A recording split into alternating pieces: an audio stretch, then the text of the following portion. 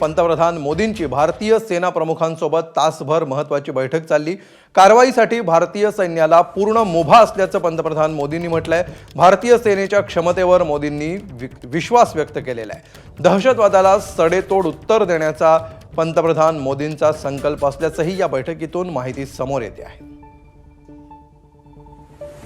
अधिक माहिती घेऊया आमचे प्रतिनिधी सोमेश कोलगे यांच्याकडून। सोमेश, काय अपडेट्स मिळत आहेत या बैठकीबाबत? नक्कीच पंतप्रधान नरेंद्र मोदींनी या बैठकीमध्ये सर्व सैन्य दलाच्या अधिकाऱ्यांना एक गोष्ट स्पष्ट सांगितली आहे, ती म्हणजे या संपूर्ण प्रकरणात आपल्याला बदला घ्यायचा आहे। हा संपूर्ण देशाचा संकल्प आहे आणि त्यासोबतच ऑपरेशन कधी, कुठे, कसं करायचं, कशा पद्धतीने करायचं, कोणत्या फ्रंटवर करायचं, याबाबतचे सगळे निर्णय हे सैन्य दलांनी घ्यायचे। सैन्य दलाच्या क्षमतेवर आम्हाला पूर्ण विश्वास आहे, असं पंतप्रधान नरेंद्र मोदी म्हटल्याचं समजतंय।